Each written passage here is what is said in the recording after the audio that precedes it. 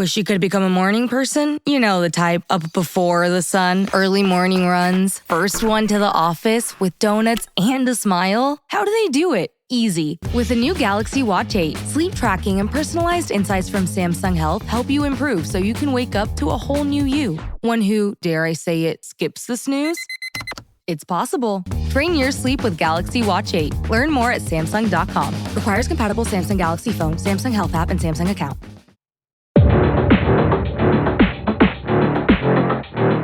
This is the Mall Street Journal.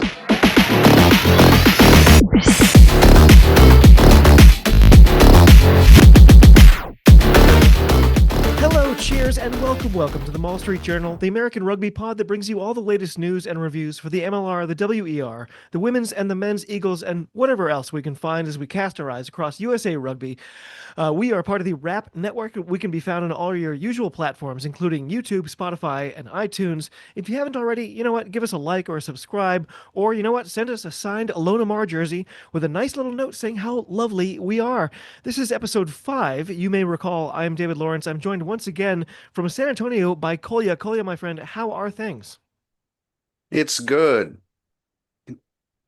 I'm a teacher and our school year is getting ready to get to that little starting point. So I actually have the first athletics parent meeting of the new school year tomorrow afternoon. Wow. School starts earlier in Texas than it does here because of the unbearable heat.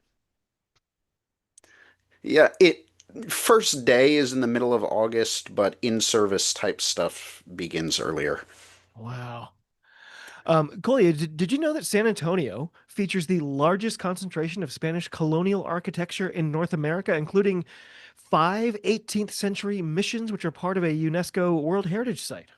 Yes, I have actually walked the Camino de San Antonio Misiones. I had a feeling that you would exactly know that. Yeah, where the city was also founded first by immigrants from the Canary Islands. Really? Yes. I did not know that. I did the boat tour on the Riverwalk. This great history, but they didn't mention that. That's a first for me. Yeah, it's Canarians. The city recently had one of the teams from the Canary Islands, Las Palmas, from soccer, come and play San Antonio's soccer team in a friendly. Wow, that is so cool. Wow. I'm so glad I brought that up. Yeah. Well, obviously, Julia is off this week. She's off playing for the Phoenixville White Horse women's rugby team in eastern Pennsylvania. Apparently, she's agreed to play tight head and scrum half. So I don't know. I hope she brought some, Gatorade, I guess. In any event, she should be back next week. But in the meantime, we've got a show to do, damn it. Well, our tradition is to, of course, start with some news. Kolye, what have you got for us this week? Well, we've got a bunch of news from the young Americans, the young Eagles. Yes. We had the under 23s on a tour of South Africa. They ended that tour undefeated. Wow. We had the under 18s on a tour of Argentina, and they ended that tour undefeated. And then we had the under 19s playing in the under 19 Rugby America's North Championship, and they ended that tournament undefeated as well. And one thing I learned just today is that last week we also had the Rugby America's Wheelchair Rugby Tournament, and the U.S. Wheelchair Rugby team won that as well. No way. Wheelchair rugby is incredibly intense and exciting. I went down that rabbit hole and whoo, it's intense. That's incredible though, and all those signs are so positive considering the distant point that we're all kind of looking at right now. Yes. We do have to bear in mind that for the under 23s and the under 18s, the best players from both of those tours were over at the under 20s World Championship going on in Italy right now. Okay, that's fair. But still, but still definitely a positive and definitely good experience for the young guys. Well, news for me has been seeing how many Free Jacks are headed over to New Zealand for the NPC, but I don't think that can really count as American rugby news. It will be nice to see LaRue Milan and Joel Hintz reunited at some point in the next couple of months, but I digress. I had one other tidbit, though. This one's technically not news because it's about a month old. A couple of USA officials have been selected for the upcoming World Cup. Kat Roche has been labeled or been tabbed for a referee role, and Amelia Luciano has been picked for an assistant referee role. I'm very familiar with Kat Roche. I just watched her do the Black Ferns smackdown of the Wallaroos last weekend, but I can't pretend to know Amelia Luciano very well. Any insight from you?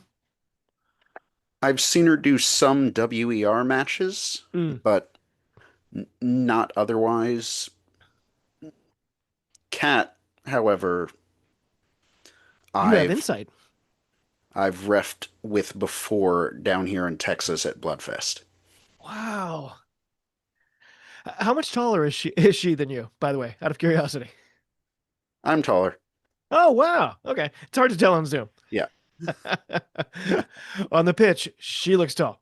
yeah. Of course, this past weekend we did have a test match featuring our USA men. We played Spain down in North Carolina. Kolye, I know you had some strong feelings about this match. Go ahead and give us, both barrels. What were your reactions to a frustrating 20-31 defeat? Well, what I want to start out with is actually the positives Yay. because there's a, a bunch of negatives that we'll have to get into, but we do have or do want to start with the positives. First, Ruben de Haas, in my opinion, played probably his best game in an Eagle shirt. I think you're right. Yeah, I love that guy.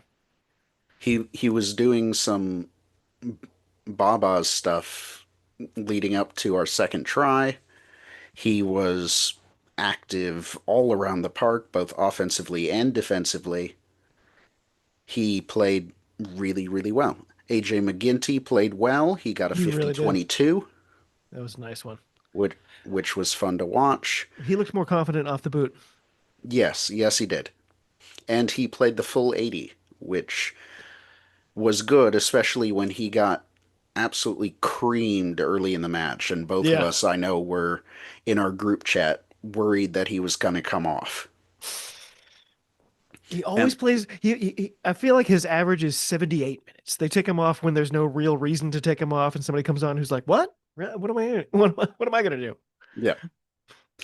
And then another thing I was happy with was our center combination, Mm, okay. which was a combination that, or composed of two people we don't know much about. Right. Dom Bisag, who is still in college, he's But racking looking up good. caps for the U.S. Eagles. He's He really racking up is. caps for the U.S. Eagles, but he is still at St. Mary's. And Tom Pittman, who before he was called up, neither of us had any idea he existed. Right.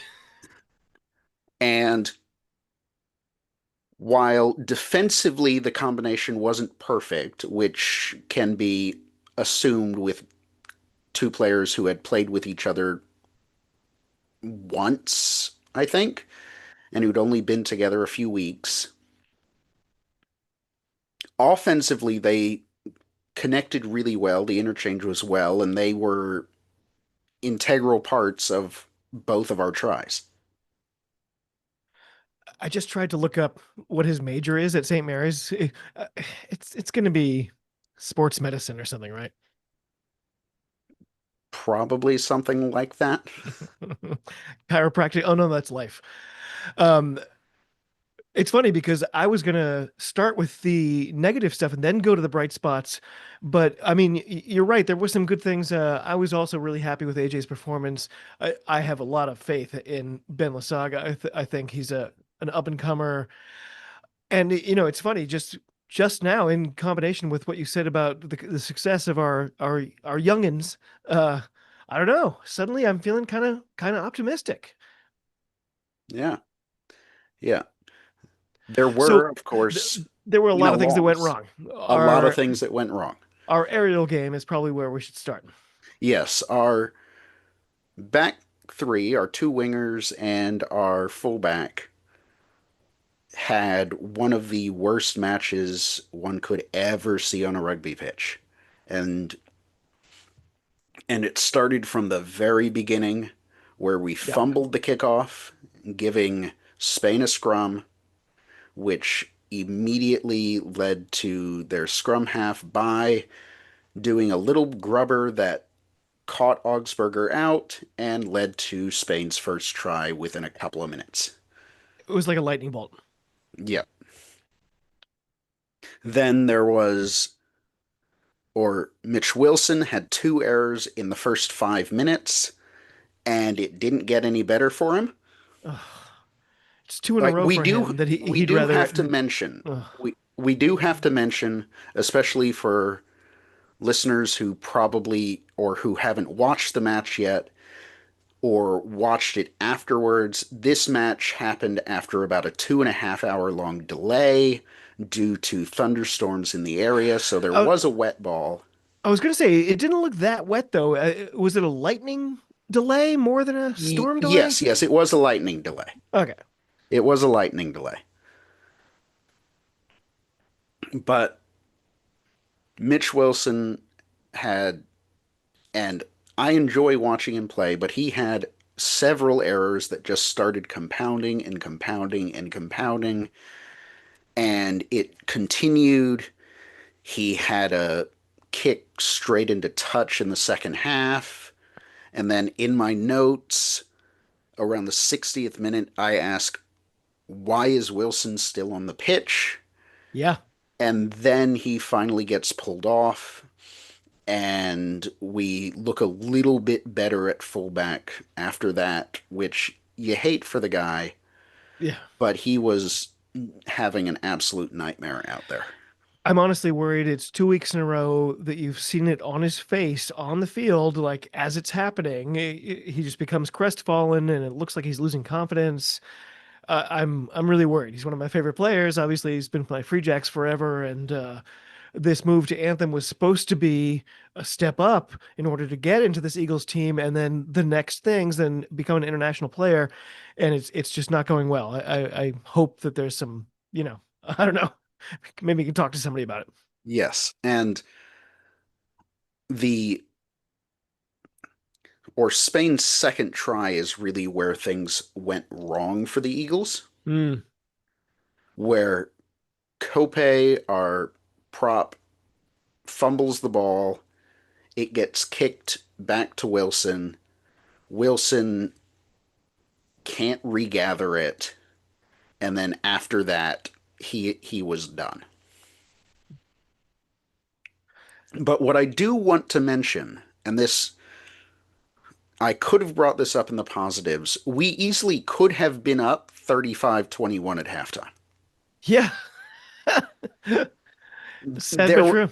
there were we had three times where we got within the 5 meter line and messed it up.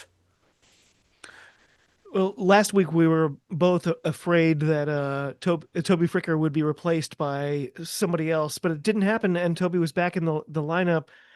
I don't know if he redeemed himself. What's your sense? Unfortunately, he didn't. Spain's third try was down to Toby being out of position on a kick.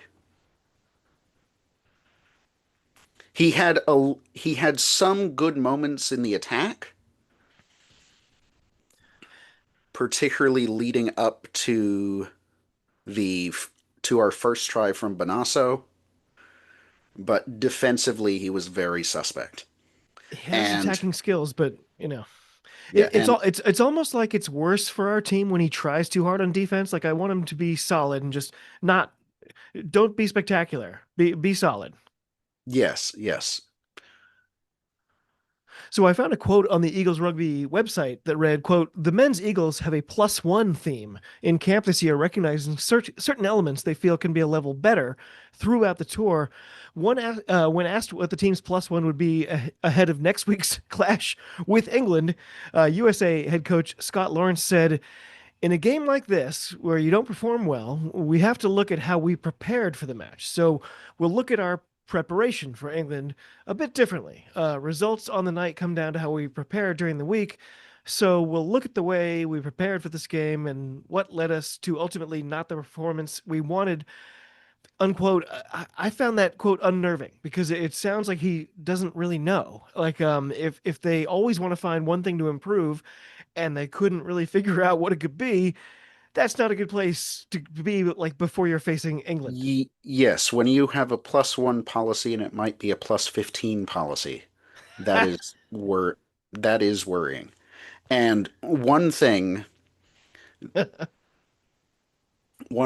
Scott Lawrence did do a good job from the heat break on in the first half. The Mm, Eagles did turn it around offensively, got 2 tries, brought it to 21-14 at the half.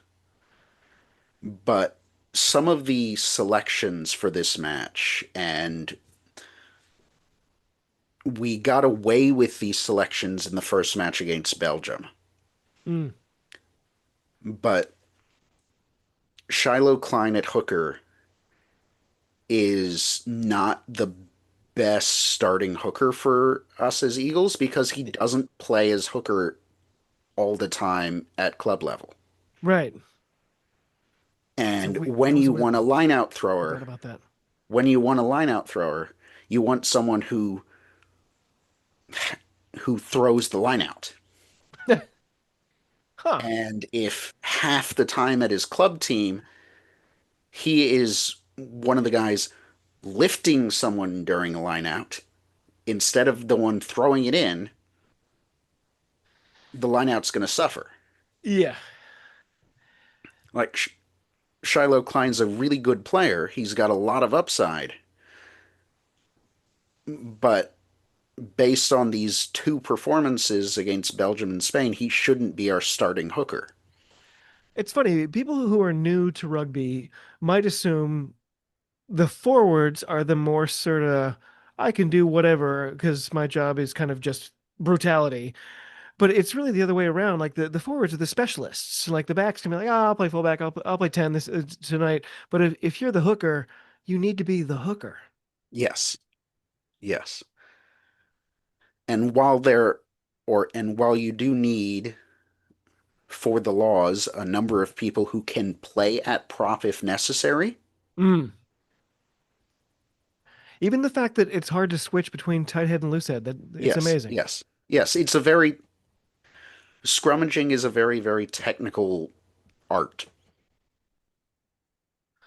So we pointed out several players who had some stinkers a couple of games in a row. Yes. Do you think any of these players have played themselves out of selection? Some of them maybe, some of them I have questions about because they would play themselves out of selection if we'd selected someone else, but we don't have cover for them. There's a For depth issue. for example, Mitch Wilson is going to start against England. Yeah. Come on, Mitch. And I hope he turns it around. But if you watched the England Argentina match this past weekend, I did. I am terrified about what they're going to do, having watched us having no idea what to do under high ball. I know. They're like, oh, gee, what's our game plan going to be? It's going to be box kicks for 80 minutes.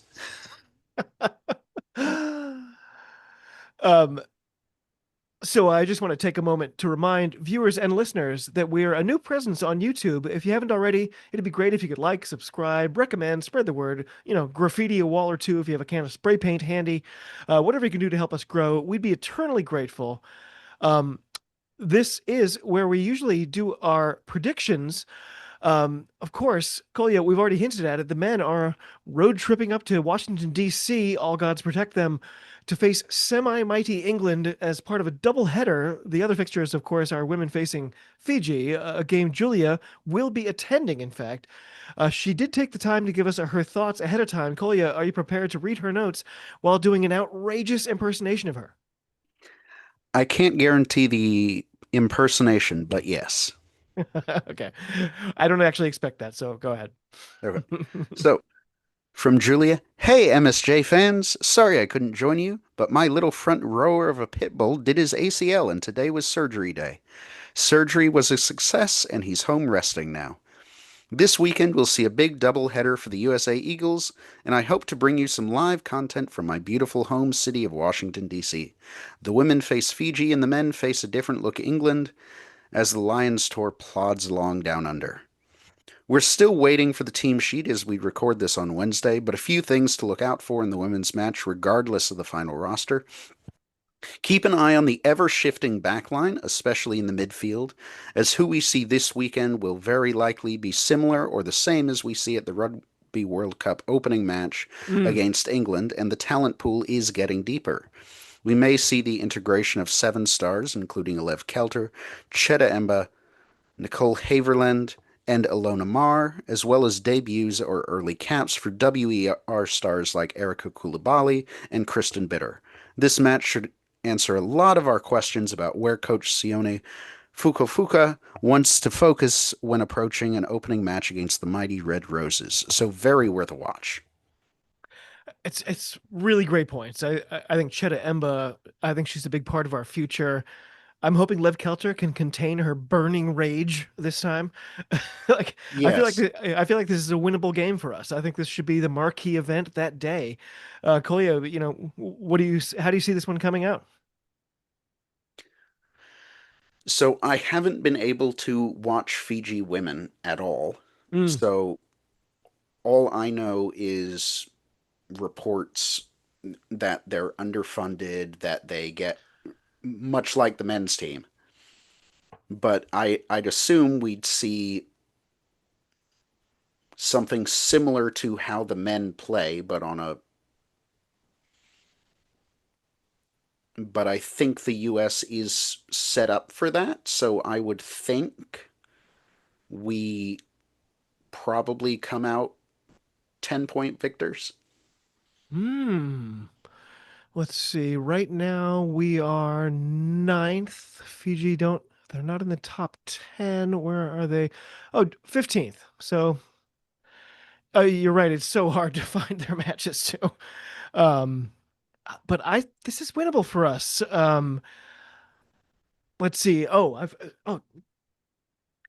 gotta check my phone because Julia gave us her prediction too. Do you have it right in front of you? No, no, I don't. She gave us. I, of course, am Fiji, saying for Fiji 15-13 to USA, so she right. has it as a very, very close ma close match. I'm feeling positive. I think that we win this one by an unconverted try. I'm going to say 23 to 18. Um, let's see. Okay, I'll go 25-15. 25-15. I feel like we're all in the same ballpark and feeling pretty optimistic. That's a good sign. This should be the marquee game that day. But Yes, yes. anyway, for the men, I mean, I struggled to figure out like even what to say. England are the world's most annoying team, but I'm not foolish enough to predict us beating them in my lifetime. What are your thoughts as we walk slowly towards this buzzsaw? Well, I don't know what kind of team England are going to throw at us. Yeah, I If have they no idea. throw at us George Ford, I'd expect us to be beaten by about 50. Like George Ford is one of my absolute favorites at fly half.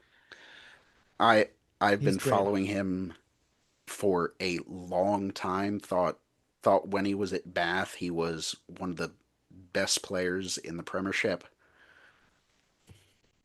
Ironically, the the fly half now at Bath, I think were you on the thread where we were talking about this? George Ford is actually younger than Finn Smith. I mean, Finn Russell. Duh, Finn Smith. Hmm. How dare I? They're a good 6 months apart. Um, so my only hope is that England just don't score that many points. I think they might be sluggish and happy to win by anything. Um, I'm gonna say England 28, us 5. Yeah. Julia is coming in with 43 for England to 7 for us. Yeah. What I want is a good helping of youth for our team. Yeah. I want to see how the young guys, particularly ones like BSAG, Pittman, etc., ones with few caps, play against a team like England who has that experience and see what or see if they can front up against a team like England. Yeah. Keep it close at least for a half. And this is no, this is probably technically a third string-ish England team, but make no mistake, they're deep. They are deep. This is a no joke team. Yes, they've got George Ford, Jack Van Portfleet, Yeah. Ben Curry. Ugh. It's good that we're getting this game in now, though, before the semester starts for Ben Lasag. Yes, yeah. Dom Bisak. Yes, and what all three of these Dom Bisak. matches, the Belgium match, the Spain match, and the England match are leading up to is our match against Canada in August, which is for World Cup qualification, if we And win. Canada just lost to Belgium.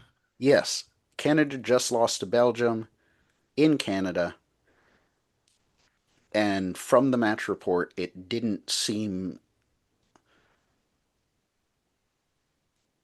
like Canada has much hope. No, I think morale is in tatters. I think Yes. they're hopeless. Yes. Now that they actually have a coach with a brain, they might do better in the near future. It feels like it's going to But be a long way but that back. depends on what Rugby Canada does. Yeah. The only union so far that hates itself as much or more than the Welsh Rugby Union right now. I wonder, if Canada's smart, maybe they just lean into the women. Though it's, on the Scrum of the Earth, I've had multiple conversations about this. The Canada, the women's program is such a conundrum because they're so good, but they're not fully professionalized. So every time they succeed, does that tell the governing body, hey, why should I throw money at that? Mhm. Or is it tell like I actually got to talk to Philippa Tuttiett about it, and she was like, the obvious answer is this tells us if you throw money at this, we will be the best. And it's still not happening. It's so tough, but they're such a compelling team. Yes, and as an American, we do want, or as an American rugby fan, we do want Canada to have a good union. Yeah. We want them to have a good rugby team so that the US, who plays them more than anyone else, has someone good to play against. Yeah. Okay. Everyone, thank you so much for joining us for the fifth Oh, episode wait, of the Mall Street Journal. Oh, wait. wait, I'm sorry. I skipped over a whole thing. We've got grassroots. We do this every week. I'm so sorry. I jumped ahead of my script. Kolye, you've got some grassroots news for us this week, as usual. You've got your finger squarely on the pulse of the nation. What are we looking at this week? Yes, so this past week, I didn't learn about these until after they happened, unfortunately. Mm. But we had the Luau Sevens hosted by Mobile, Alabama's Battleship Rugby. All And we those had the words in that ten- order are great. yes, yes, yes. And then we had the Tennessee Sevens up in Knoxville, Tennessee. Nice. But coming up this next week on the 26th, so not this week, but next week, is going to be Sevens by the Sea in my area, few hours down the road in Corpus Christi. Oh, wow. Sevens by the Sea is beach rugby. So good. How long does it take you to get to Corpus Christi? About 2.5 hours. Oh, I really thought it was farther than that. I had a roommate who was from Corpus Christi. The first day I met him, he was really upset because we had this shared living space, and he was like, "Oh man, I wish I brought a cow's head, man."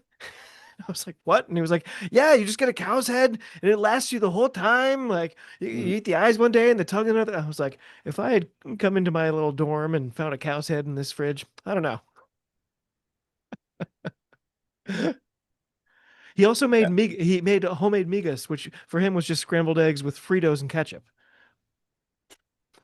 That is Migas. Um, I don't have any grassroots. It's funny. I was looking for it, and I came across what I thought was a story about a tournament, but it was the one that we already talked about that they did at Fort Quincy for the sort of women's all-star game. Mhm. So I came up blanks, but I guess that's it for this weekend. Anything else? Yes. Any final thoughts before we go? So, listeners, if you want to promote a grassroots tournament in your area Yes. or want us to talk about your club, get in touch. We will happily talk about your club. We will talk about tournaments coming up. This is an American rugby podcast. That, of course, means we're talking about the USA Eagles. That, of course, means we're talking about the MLR, the WER. But we also want to talk about local grassroots rugby here. Absolutely. Yeah, we're easy to find on all your socials. I think right now we're only on Twitter, but we're having we have a pretty good presence there. It's easy to find us on YouTube, where we just surpassed 100 subscribers, which is so great. As I started to say earlier, this was the 5th episode of the Mall Street Journal. I'm David. This is Kolye. Julia will be back next week. You know what? I'm really enjoying it. It's just been going great. We've already surpassed 100 subscribers, as I mentioned. By the way, we just kind of drew a line under the fact that this is an American rugby pod. But Kolya, one of the first pictures I saw of you was you wearing a Lions jersey. The Lions tour, it's boring me, frankly, but I listen to a bunch of Australian podcasts. They're talking themselves into it. There's a lot of, well, if we just do this and if we just do that, like there's a lot of weird confidence among Wallabies fans. What do you think? Well, the rumored team for the first test, and of course it is a rumored team, Yep. that back row does not look like the best Lions back row. Yeah, but the Wallabies. Yes, yes. The Wallabies have been having some problems, but ever since they pulled Suali, they do have some morale. Yeah, he's The magic. the Brumbies and Reds both did decently in Super Rugby this year. I really enjoyed the Red season, and I gotta say though, the Lions tour is bumming me out. Like, I don't really get the point of lining up a bunch of matches where it's going to be a walkover, and then the one that was kind of hyped to not be a walkover was the biggest walkover. It was such a disappointment this weekend. Yes, that odd NZ 15.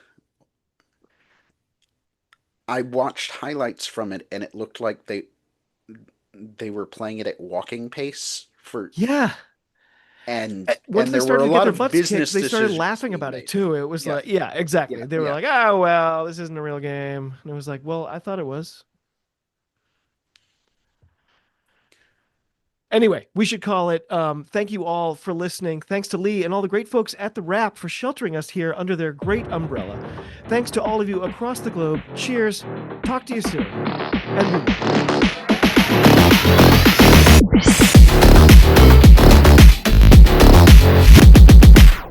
That was the Mall Street Journal. You can subscribe to our YouTube channel, you can like us on Facebook and on Twitter and do all the usual things. More importantly, join us again next week for more of the same.